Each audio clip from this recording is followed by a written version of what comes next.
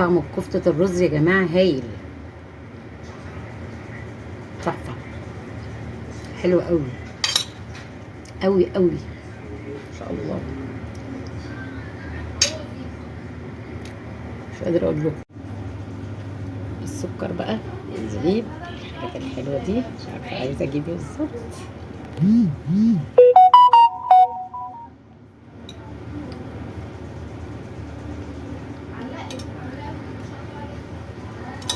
شهادتي مجروحة يا جماعة والله. تحفة تحفة، مفيش أحلى من كده.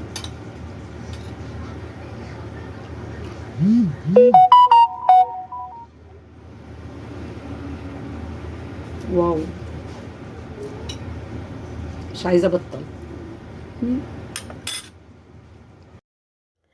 بعد وصلة الإعجاب بقى اللي أنا عملتها دي يا جماعة، بجد والله العظيم، أنا والله العظيم بجد كنت معجبة جدا جدا.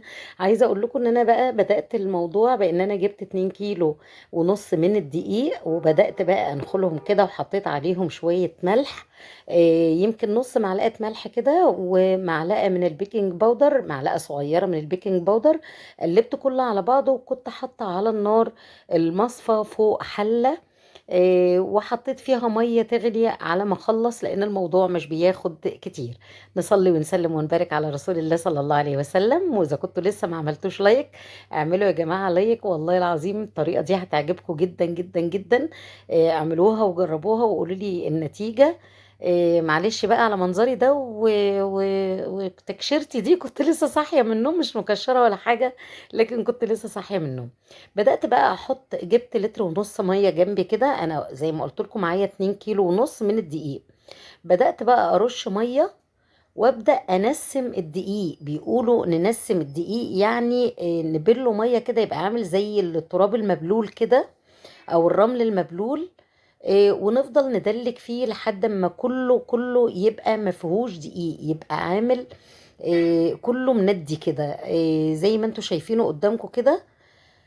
حطيت تقريبا كوبايتين ونص من المية.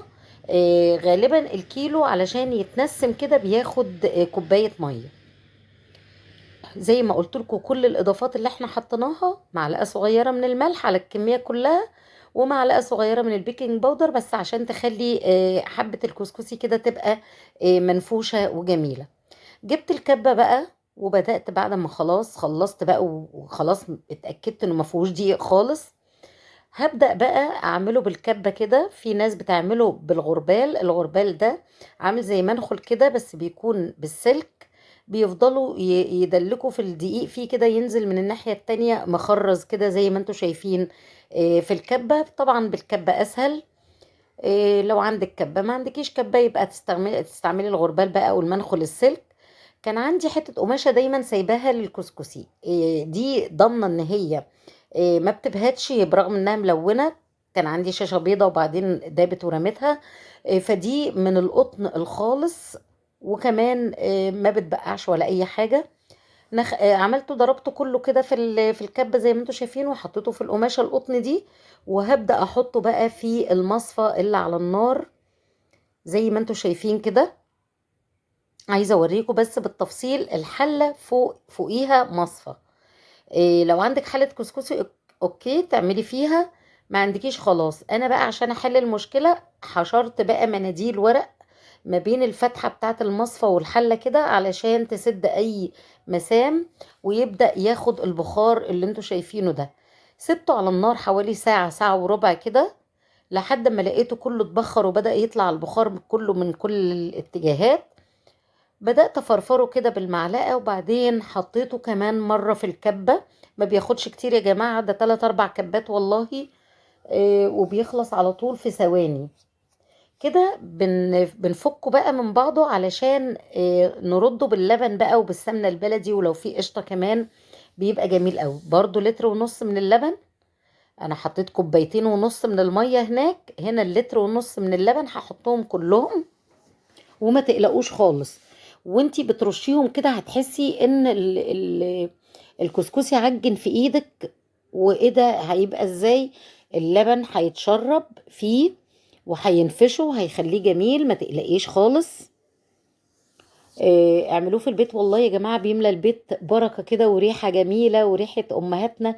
أنا الطريقة اللي بعملها دي طريقة أمي الله يرحمها، ما غيرتهاش من ساعة ما توفاها الله، ربنا يرحمها يا رب ويغفر لها ويسامحها، هي وكل أمواتنا جميعا. زي ما انتوا شايفين كانت بتعمل نفس الطريقة دي، بس كانت بتشتغل بقى ايه بالغربال، ما كانش فيه كبة اياميها، او ما كانتش من اهتماماتهم، يعني ما كانوش بيقتنعوا بالحاجات دي.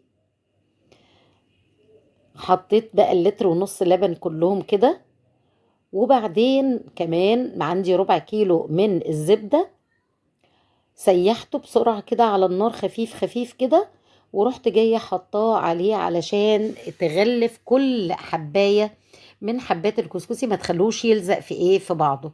طيب هو كده بقى ملزق وبقى عامل بقى ايه كأنه كتل كده في بعضيه، ما تقلقوش خالص.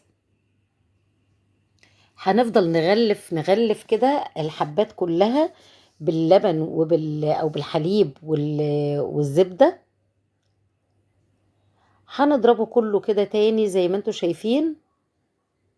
بشمه بقى يا جماعة، اقول لكم الزبدة ريحتها تحفة فيه، واللبن كمان بيدي ريحة حلوة قوي.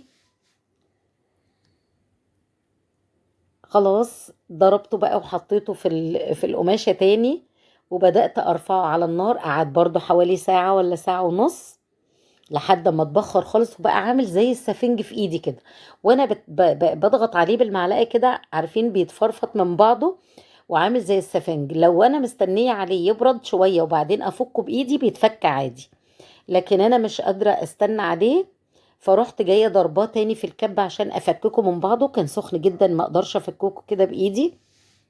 زي ما انتم شايفين خلاص عملت الهرم كله اهو، بطلع كمية كويسة جدا ما شاء الله ما شاء الله، اللهم بارك يا رب. نصلي ونسلم ونبارك على رسول الله صلى الله عليه وسلم، ونعمل لايك يا جماعة، اعملوا لايك واعملوا كومنت حلو كده، وقولوا لنا بتتفرجوا علينا منين، يا رب ان شاء الله ننتشر بيكم وننجح وربنا يوفقنا جميعا.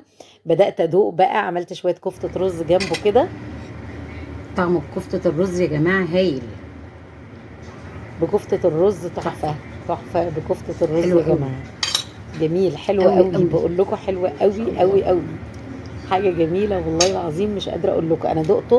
مش قادره اقول عملت له لكم. كفتة الرز مخصوص السكر عشان في بقى، جزء عندي الزبيب، بيحبه حادق وجزء بقى الزبادي. بيحبه زي ما انتم شايفين عايزه كده اجيب بالسكر الزبادي. والزبيب. تحفة تحفة تحفة في كل حالاته، كان جميل جدا، مش محتاج اي حاجة منك خالص غير انك يا دوب هتسخنيه كده تشمميه النار، وما تتكيش عليه قوي على النار شهادتي علشان ما مجروحه يا يشطش جماعه والله. ويغير طعم وتحفة جدا. تحفه الكلام ده اللي انا كنت بقوله تحفه. في الاول، اكاد من فرط مش احلى من الجمال كده. اذوب يا جماعة، طعمه هايل. جربوا الطريقة ديت، الطريقة ديت اسهل طريقة واضمن طريقة تعملي بيها الكسكسي، واو. بالطريقة ديت تاكلوه بقى بسكر، تاكلوه مش عايزه بشوربة، ابطل. تاكلوه بكفتة رز زي ما انا عملت كده. جربوا كل حاجة.